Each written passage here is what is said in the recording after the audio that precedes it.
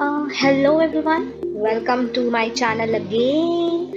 So जो लोग नए हैं उनके लिए वेलकम वेलकम वेलकम एंड आज मैं चाइल्ड डेवलपमेंट लाई हूँ BLED फर्स्ट ईयर। जैसे कि पता है मैं BLED के लेक्चर्स लाना शुरू कर चुकी हूँ, तो फिर आज हम चाइल्ड डेवलपमेंट लाए हैं, चाइल्ड डेवलपमेंट सब्जेक्ट लाई हूँ। BLED फर्स्ट ईयर की बात हो रही है क्योंकि वैसे भी फर्स्ट ईयर के स्टूडेंट्स को थोड़ा सा BLED कोर्स के साथ कंफर्टेबल होने में शायद टाइम लग रहा हो, आई डोंट नो, बट ऐसा ज़्यादातर मैंने पाया है। तो ऐसा मतलब मैंने फील किया है, थोड़ा मुश्किल हो रहा है क्या बनाए, कैसे करें, क्या पढ़ना है क्या नहीं पढ़ना है। तो आई डोंट नो कि ऐसी प्रॉब्लम सबको है नहीं है, बट सो मैं अभी फर्स्ट ईयर के लिए करेंगे, हम धीरे धीरे आगे बढ़ेंगे। सो देखो चाइल्ड डेवलपमेंट में ऐसा, क्योंकि ये एक फाउंडेशन कोर्स है, लाइक कंटेम्प्रेरी इंडिया की तरह चाइल्ड डेवलपमेंट भी का फाउंडेशन कोर्स है, 70 मार्क्स का पेपर है एंड तो इसको हल्के में नहीं लेना चाहिए, है कि नहीं। तो देखो कई बार ऐसा होता है, तो हमारा फर्स्ट यूनिट है पहले तो concepts, issues and theories of human development, right. तो कभी कभी पता है ऐसा होता है कि आपके क्लासेस में चाहे यूनिट 1 से स्टार्ट हो गया होगा एंड बट ऐसा मैंने कई बच्चों का सुना है कि उन्हें पता ही नहीं है यूनिट कौन सा चल रहा है, यूनिट का नाम क्या है, क्या क्या टॉपिक्स पढ़ रहे हैं। मतलब इस तरह से होता है, एक्चुअली होता भी है। कॉलेज के टीचर्स के हम बात नहीं कर सकते, स्कूल की आदत लगी हुई है अभी, तो थोड़ा सा कॉलेज लाइफ में ढलने में टाइम लगेगा। सो मैं आपको बता दूं चाइल्ड डेवलपमेंट में हम फर्स्ट यूनिट पढ़ने जा रहे हैं अभी। सो फर्स्ट यूनिट का नाम है concepts, issues and theories of child human development. देखो चाइल्ड डेवलपमेंट से तो पता चल ही गया होगा तुम्हें अब तक, और कि चाइल्ड डेवलपमेंट में हम क्या पढ़ने वाले। बेसिकली हम छोटे बच्चों के बिहेवियर्स के बारे में जानेंगे, नॉट ओनली छोटे बच्चे बट हम छोटे से शुरुआत करेंगे कि शुरुआत में बच्चों का कैसे बिहेवियर होता है, क्या क्या ऑब्जर्वेशंस होते हैं, एंड सब कुछ ऑब्जर्वेशंस वगैरह सारी चीज़ें पढ़ेंगे। एंड धीरे धीरे एज जैसे जैसे बढ़ती जाती है उसके बाद क्या क्या बिहेवियर में चेंज आता है एंड ऑल, ठीक है। So let's start. तो हम इसमें क्या क्या पढ़ने वाले हैं, सबसे पहले तो हम पढ़ें, मतलब मैं बिल्कुल इसी टॉपिक्स वाइज नहीं चलूँगी, बट एक क्या हो रहा है, बट एक समरी मिल जाएगी कि हाँ भाई हम ये सारी चीज़ें पढ़ेंगे, ठीक है। भले ये लाइन वाइज ना हो बट आपको एक आइडिया मिल जाएगा कि हम क्या पढ़ने वाले हैं। ओके, व्हाट इज़ डेवलपमेंट, है ना, हमें डेवलपमेंट के बारे में क्यों पढ़ना है, डेवलपमेंटल प्रिंसिपल्स क्या है, हेरिडिटी एंड एनवायरनमेंट का क्या इन्फ्लुएंस है, डेवलपमेंट पढ़ने के क्या क्या मेथड्स है, सोशलाइजेशन का कंसेप्ट क्या है, एजुकेशन एंड एक्लचरेशन। फिर हम अलग अलग साइकोलॉजिस्ट की थ्योरीज पढ़ेंगे, like theories of Erikson, Piaget's and Kohlberg. कुछ हो या ना हो लेकिन पाइगेट्स की थ्योरी एग्जाम में आती ही है। जैसे कि कंटेम्प्रेरी इंडिया के केस में अगर आपने वीडियोस नहीं देखा तो आई रिक्वेस्ट कि आप देखें वीडियो। कंटेम्प्रेरी इंडिया का यूनिट 1 मैंने स्टार्ट कर दिया है, तो आप स्टार्टिंग से देखेंगे तो it will be better for you. तो मैंने उसमें भी बताया था कि इसमें सेक्शन बी में कितने बड़े बड़े मार्क्स के क्वेश्चन आते हैं। एक क्वेश्चन आपको अटेम्प्ट करना होता है और वो 21 मार्क्स का होता है। तो पाइगेट्स थ्योरी का भी कुछ यही हाल होगा, मतलब पाइगेट्स थ्योरी मैंने ऐसे देखा है क्वेश्चन में, ठीक है, बड़े बड़े क्वेश्चंस में। तो ये इंपॉर्टेंट है। और and significant developmental periods in the human life span. And again मैंने जैसे कि कंटेम्प्रेरी इंडिया के लेक्चर में कहा था कि मैं बस एक एग्जाम पॉइंट ऑफ व्यू से नहीं पढ़ाऊंगी कि वही चीज़ें आएंगी ही आएंगी, ठीक है। मैं आपको इंश्योर नहीं करवा सकती कि जो मैं पढ़ा रही हूँ सारी चीज़ें आएंगी, बस मैं इतना बता सकती हूँ कि अगर आप पढ़ेंगे तो आपको एटलीस्ट प्रॉब्लम तो नहीं होगा कुछ एग्ज़ाम देते वक्त, और वैसे अलग से भी, क्योंकि आप अब टीचर बनने जा रहे हो तो आपको मतलब नॉलेज से भागना नहीं है। क्योंकि अब तक ऐसा होता रहा है यार ये तो एग्ज़ाम में आएगा नहीं, हम फालतू में क्यों पढ़ें। तो ये थोड़ा सा आपको चेंज करना होगा mind set.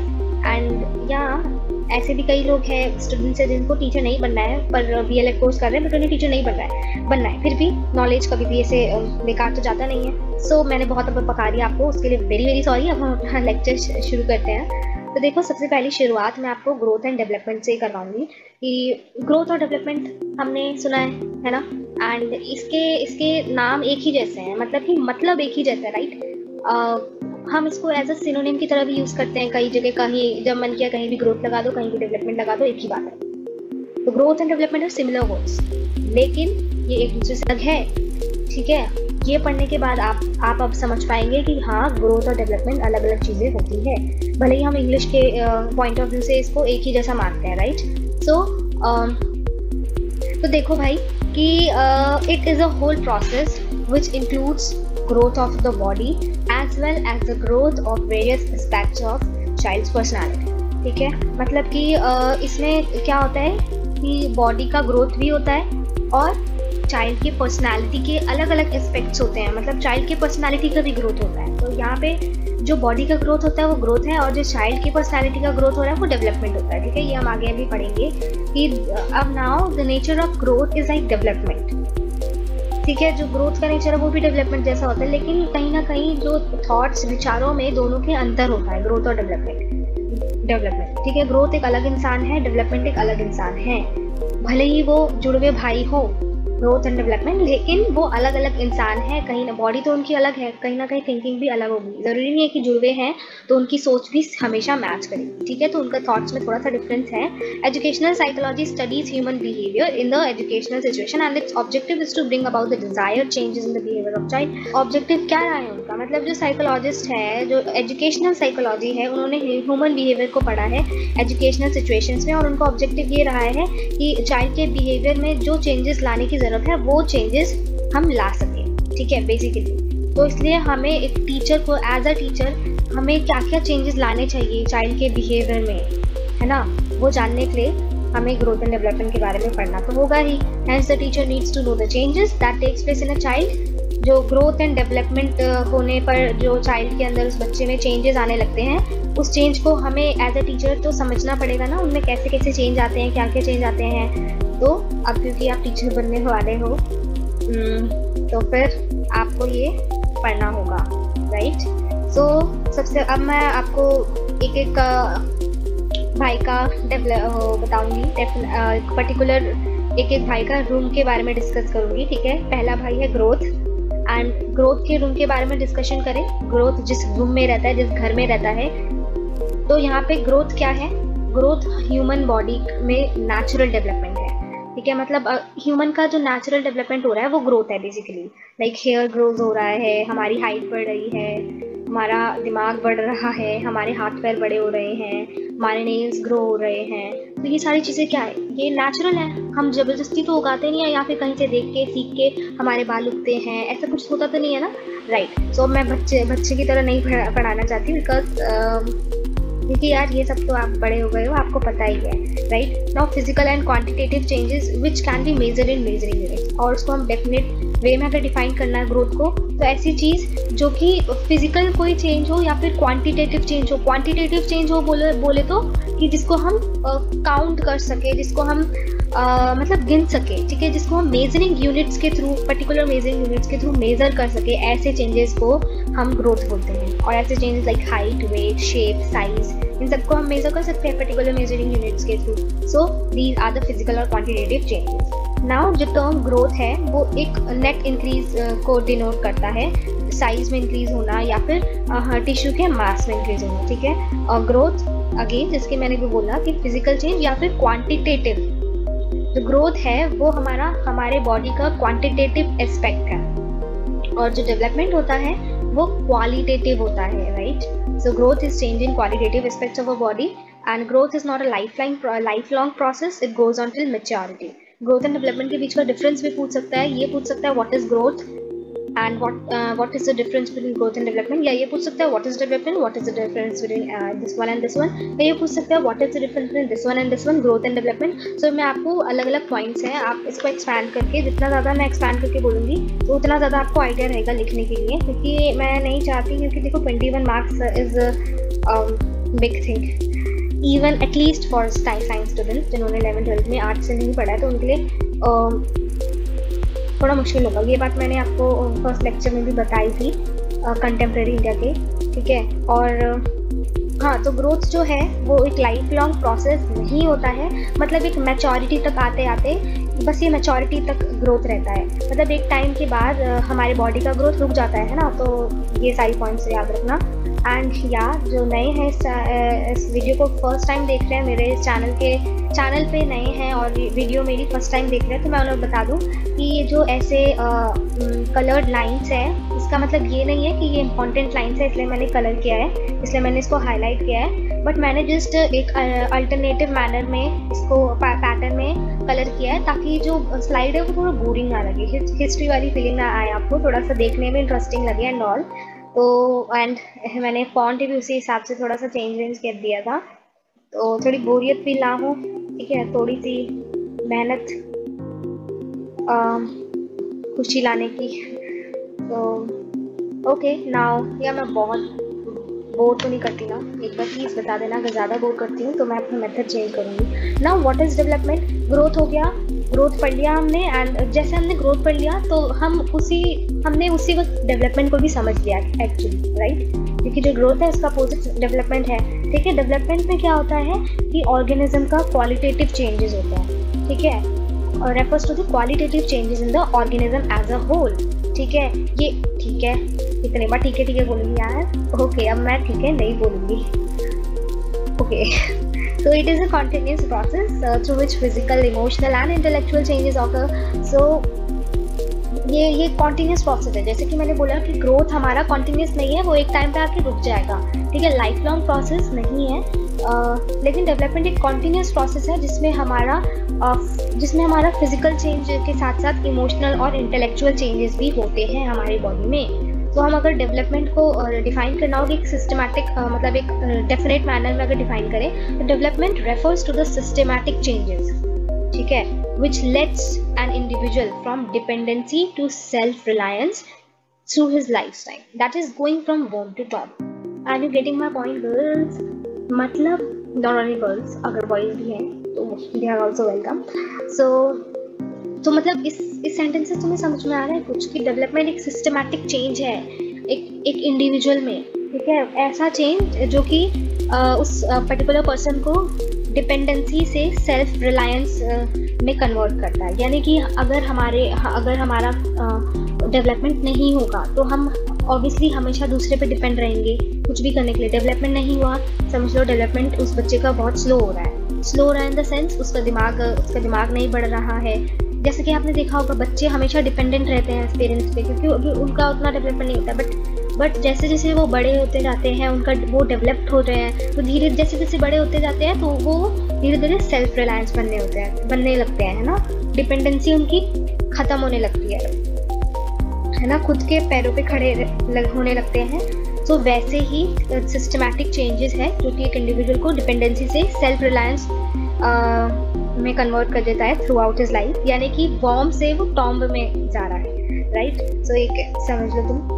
Now development includes progressive and relatively permanent changes. जो डेवलपमेंट में होते हैं वो परमानेंट चेंजेस होते हैं और इन चेंजेस को रिवर्स नहीं किया जाता। मतलब ऐसा नहीं है कि हमने कोई चीज़ सीख लिया तो वो चीज़ हम उसे रिवर्स कर लें। मतलब हमने सीख लिया, अब कुछ टाइम बाद ऐसा भी हो सकता है कि हमें वो आता ही नहीं है, हम भूल गए, हमें नहीं पता क्या है। यहाँ पे वो सीखने वो मतलब नहीं है मेरा। जैसे कि हमने बड़ी मुश्किल से एक ड्राइंग बनाया पर अब हम भूल गए कैसे बनाते हैं, तो वो वाली केस नहीं है। यानी कि अगर आपने कोई क्वालिटी सीख ली है, अगर आपने गाना गाना सीख लिया, सपोज आपको गाना बहुत अच्छे से गाना आ गया, तो अब वो आपका जो क्वालिटी है वो रिवर्स तो हो नहीं सकता। ऐसा तो हो नहीं सकता 10 दिन बाद कि आपको पता ही नहीं है कि गाना क्या है, या आपने चलना सीख लिया, ऐसा तो नहीं है कि एक टाइम बाद आप चलना भूल जाओगे, ऐसा नहीं है। सो जो डेवलपमेंट में चेंजेस होती हैं वो परमानेंट होती है बेसिकली, एंड उन चेंजेस को हम रिवर्स नहीं कर सकते, ठीक है। और वो जो चेंजेस है एक तरह से वो आपकी क्वालिटी होती है, वो जो चेंजेस होती है वो क्वालिटी बन जाती है आपके कैरेक्टर की। सो ये क्वालिटेटिव चेंजेस होते हैं। और अगेन जैसे कि मैंने बताया कि डेवलपमेंट एक कॉन्टिन्यूस प्रोसेस है, परमानेंट चेंज है जिसको हम रिवर्स नहीं कर सकते। प्रोग्रेसिव और रिलेटिवली परमानेंट चेंजेस होते हैं, ठीक है। और डेवलपमेंट एक कॉन्टिन्यूस प्रोसेस है जिसमें ग्रोथ, मैच्योरेशन और लर्निंग इन इटसेल्फ होता है, ठीक है। मैच्योर होते हैं, ग्रोथ तो होती ही है और हम खुद में कुछ सीखने लगते हैं, राइट। ओके नाउ क्योंकि हमारा मेन मकसद जो है वो डेवलपमेंट पढ़ना था, फिर भी ग्रोथ और डेवलपमेंट के बीच का डिफरेंस समझना बहुत ज़रूरी था। तो एंड आई होप कि आपको अब ग्रोथ एंड डेवलपमेंट के बीच का डिफरेंस समझ में आ गया होगा, राइट।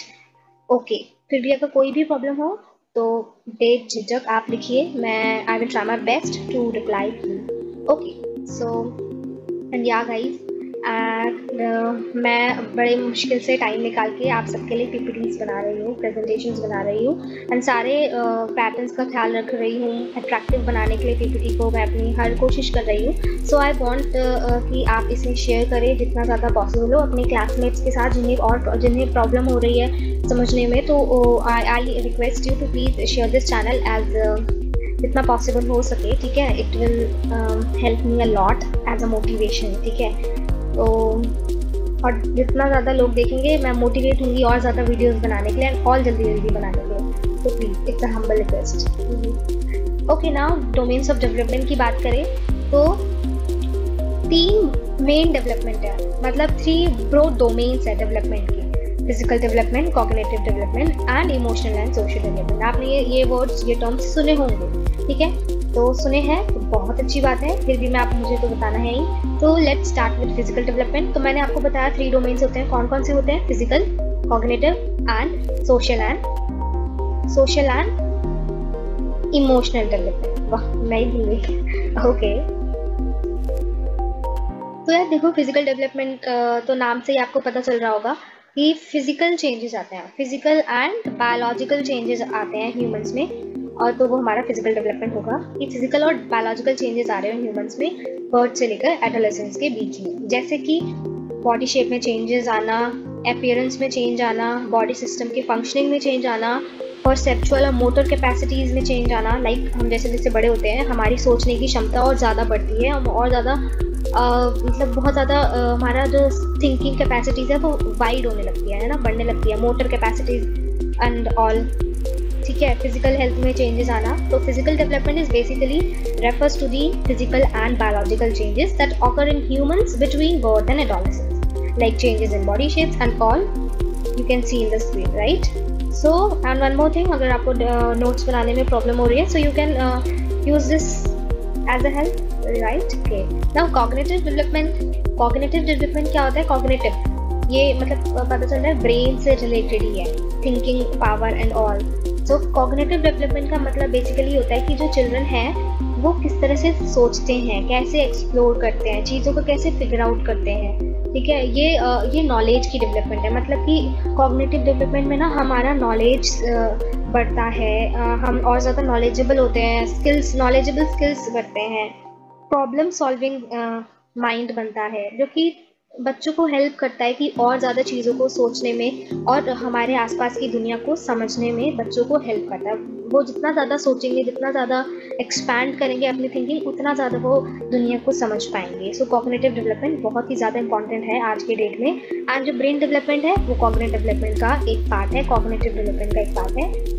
तो अब इंटेलेक्चुअल एबिलिटीज़ में चेंजेस क्या क्या आ सकती हैं? इंटेलेक्चुअल यानी कि ये ब्रेन से रिलेटेड है, इंटेलेक्चुअल लाइक अटेंशन, ठीक है। ऐसा होता है ना, किसी का अटेंशन बहुत ज़्यादा कम होता है, वो चाह के भी किसी चीज़ में मतलब अटेंशन क्रिएट नहीं कर पाते हैं, ठीक है। कोई चीज़ चल रहा है एंड उसमें एकदम फोकस रहना, कंसंट्रेट रहना इज़ मुश्किल, राइट। ओके, सो वो कॉग्निटिव डेवलपमेंट पे बेस्ड होता है कि उस बच्चे का, पर्टिकुलर बच्चे का कॉग्निटिव डेवलपमेंट कैसा हो रहा है। मेमोरी होता है ना, यार ये इतना बड़ा आंसर है मेरे को तो याद ही नहीं हो रहा है, okay. And academic and everyday knowledge जो है, जो हम स्कूल्स में सीखते हैं एंड हम डेली लाइफ में जो भी चीज़ें सीख रहे हैं वो सीखने की एबिलिटी कितनी है। इमेजिनेशन पावर कैसा है, इमेजिनेशन पावर में भी चेंजेस आते हैं, क्रिएटिविटी एंड लैंग्वेज में चेंजेस आते हैं। तो ये सारे चेंजेस हमारे बॉडी के लिए, इस लाइफ में, इस पूरी दुनिया में सर्वाइव करने के लिए ये डेवलपमेंट बहुत ही ज़्यादा इंपॉर्टेंट हो जाता है, ठीक है।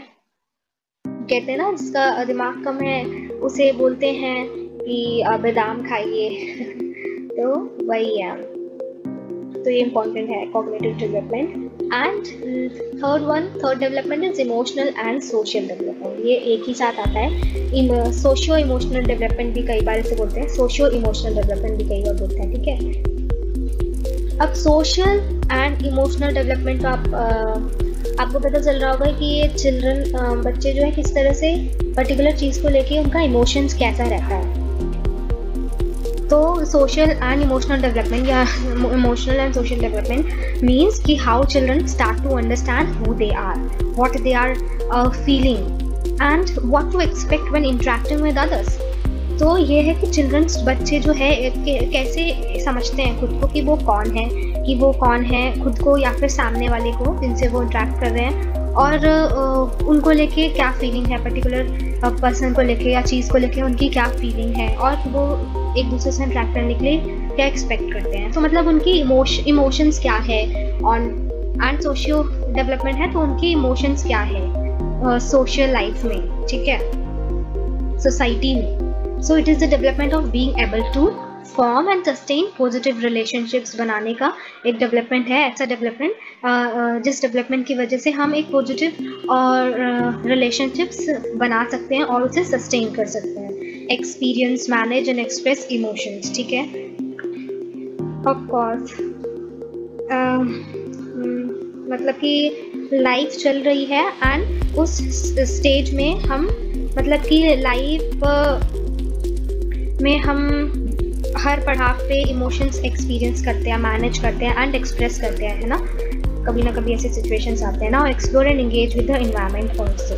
सो इसमें आ सकता है क्या क्या चेंजेस हो सकते हैं। Changes in emotional communication, self understanding, interpersonal skills, friendship, moral reasoning and behaviour. So या डोमेन्स ऑफ डेवलपमेंट खत्म हो गया हमारे। Now next comes periods of development. Periods of development में मतलब कि कितने periods होते हैं डेवलपमेंट के, मतलब कौन कौन से stages में डेवलपमेंट होती है ज़्यादा।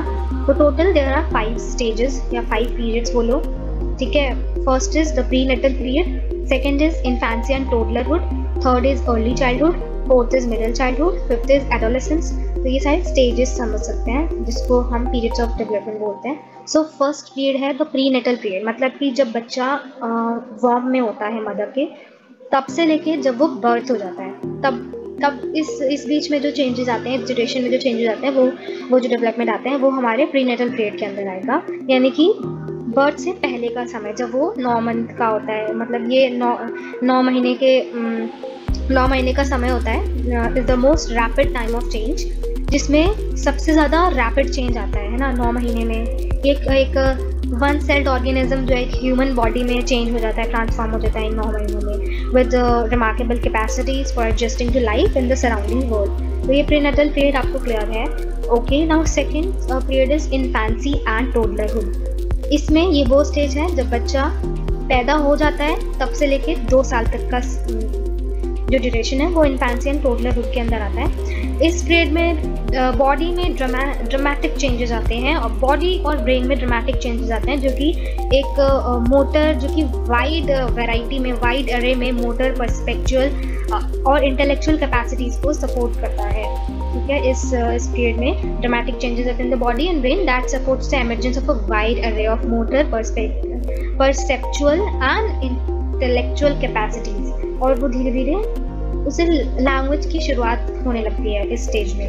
भले ही वो ना बोल पाए, लेकिन पता तो चलता है कि हाँ कोई लैंग्वेज होती है जिसे हमें बोलना होता है कुछ चीज़ एक्सप्रेस करने के लिए। Okay, third stage is early childhood. Early childhood का duration is from 2 years to 6 years। यानी व्हेन चाइल्ड 2 साल का हो जाता है, और 2 साल से लेकर 6 साल के बीच का जो ड्यूरेशन है वो अर्ली चाइल्डहुड है। इस बीच में क्या होता है, बच्चा जो बॉडी है बच्चे की बहुत ज़्यादा बढ़ने लगती है, और वो लर्नर होता है, सीखता है कुछ ना, कई चीज़ें सीखता है, बहुत कुछ सीखता है। दुनिया में होने वाली जो भी चीज़ें हो रही है उस चीज़ को समझता है, सीखने लगता है, समझने लगता है। उसकी जो मोटर स्किल्स है, समझने की क्षमता, वो थोड़ी सी रिफाइंड होती है। चिल्ड्रन जो है वो थोड़ा और सेल्फ कंट्रोल्ड होने लगते हैं और सेल्फ सफिशिएंट होने लगते हैं। कैसे, 2 से 6 साल के बीच में उसे पता होता है, गेस मुझे अंदाज़ा नहीं होता, पता होता है कि इस बीच में कि उन्हें प्रेशर आ रहा है, उन्हें पॉटी करना है, इस तरह से। वरना इससे पहले स्टेजेस में वो उन्हें कुछ नहीं पता था, वो बस कर देते थे, वो बस पेरेंट्स पे डिपेंड रहते थे। तो अब चिल्ड्रन जो है इस केस में और मोर सेल्फ कंट्रोल्ड रह रहे हैं, सेल्फ सफिशिएंट होने लगते हैं। Thoughts and language expand at an astounding pace. A sense of morality becomes evident, and children establish ties with peers. मतलब कि वही बातचीत होने लगती है बच्चों बाकी अलग बच्चों से, मतलब peers बनने लगते हैं, friends बनने लगते हैं। उस टाइप में नहीं, मतलब कि लाइक प्ले स्कूल में चले जाते हैं तो बच्चे एक दूसरे से इंटरेक्ट करने लगते हैं, कैसे दिखने। थॉट्स और जो उनकी लैंग्वेजेस है वो एक्सपैंड होने लगते हैं, वो बोलने लगते हैं, थोड़ा क्या 6 साल तक आते आते तो वो बोलने लगते हैं। ठीक है, एक मोरालिटी, सेंस ऑफ मोरालिटी उनमें आ जाती है, और children establish ties with peers. Now middle childhood की बात करें, मिडिल चाइल्डहुड में हमारा 6 साल से लेकर 11 साल तक के बच्चे आ जाते हैं, 6 से 11 साल तक के बच्चे, ठीक है। 6 से 11 साल के बच्चे जो है, जो इस स्टेज में बच्चे जो है दुनिया को और वाइडर रेंज में वर्ल्ड को समझने लगते हैं, वर्ल्ड को जानने लगते हैं और ज़्यादा, और नई नई रिस्पॉन्सिबिलिटीज़ मास्टर करने का मौके मिलते हैं, नई नई रिस्पॉन्सिबिलिटीज़ वो अडॉप्ट करते हैं, जो कि that increasingly resemble those they will perform as adult. मतलब वो नई नई रिस्पॉन्सिबिलिटीज़ अडॉप्ट करने लगते हैं, जो कि धीरे धीरे उनको एक अडल्ट के स्टेज में ले जाता है। वही जो रिस्पॉन्सिबिलिटीज़ वो उठा रहे हैं वो बाद में एज अ अडल्ट परफॉर्म करना होता है। वो चीज़ मतलब एक तरह से ट्रेंड हो रहे हैं, धीरे धीरे अडल्ट बनने की राह में है, बने नहीं हैं बट राह में होते हैं। उनकी एथलेटिक एबिलिटीज़ इम्प्रूव होती है, लाइक 6 साल तक वो 2 से 6 ईयर्स के बीच में बच्चे चलना सीख जाते हैं, बट 6 से 11 साल तक के स्टेज में उनका जो एथलेटिक एबिलिटी है, भागने की क्षमता, दौड़ने की क्षमता, चलने की, तेज़ी से चलने की क्षमता, ये सारी चीज़ें इंप्रूव होने लगती हैं। एंड ऑल द एबिलिटीज़ वो मतलब वो इस काबिल हो जाते हैं कि किसी ऑर्गेनाइज्ड गेम्स में पार्टिसिपेट कर सके, जिसमें रूल्स भी हो। मोर लॉजिकल थॉट्स प्रोसेसेस होने लगते हैं, बेसिक लिटरेसी स्किल्स में मास्टरी होने लगते हैं, कि जो बेसिक चीज़ें जो बच्चों को सिखाई जाती है, बेसिक चीज़ें, वो सारी चीज़ें में वो मास्टर कर लेते हैं। लाइक उन्हें ABCD अब आता है, 1 2 3 4 आता है, तो वो literacy skills, basic literacy skills में मास्टरी कर चुके होते हैं या फिर कर रहे होते हैं इस स्टेज में, और सेल्फ अंडरस्टैंडिंग में वो एडवांस हो जाते हैं। मतलब कि वो खुद को समझने लगते हैं कि उन्हें क्या चाहिए, उन्हें क्या करना चाहिए है, I don't know, but self understanding होने लगती है। Morality and friendships are hallmarks of this stage, middle childhood, right. Now, 5th is adolescence. Adolescence, we all know, and you are adolescence तो खैर 18 years तक होता है. So many of you are 18 years and above 18 years. So adolescence stage से या तो आप गुजर चुके हैं या आप गुजर रहे हैं. So ये स्टेज तो आप सभी को पता होगा कि this period initiates a transition to adulthood. इस पीरियड में आते आते अब हम मतलब अडल्टहुड की तरफ जाने लगते हैं. अडल्टहुड ही समझ लो. प्यूबर्टी की वजह से अडल्ट साइज बॉडी होने लगती है और सेक्सुअल मैच्योरिटी होने लगती है. थॉट्स जो है एब्स्ट्रैक्ट होने लगते हैं, आइडियलिस्टिक होने लगते हैं. स्कूलिंग और ज़्यादा हायर एजुकेशन के हायर एजुकेशन पे चला जाता है. मतलब schooling become increasingly directed towards preparation for higher education, यानी कि 11th-12th होता है. वो करने के बाद हायर एजुकेशन परस्यू करते हैं 18 ईयर्स तक आते आते. और 11th-12th भी हायर एजुकेशन में ही आएगा. जो यंग पीपल हैं फैमिली के लिए ऑटोनॉमी इस्टेब्लिश करने लगते हैं and define personal values and goals. So guys, आज के लिए बस इतना ही. Thank you so much for watching this video. Please share this video and support me by subscribing and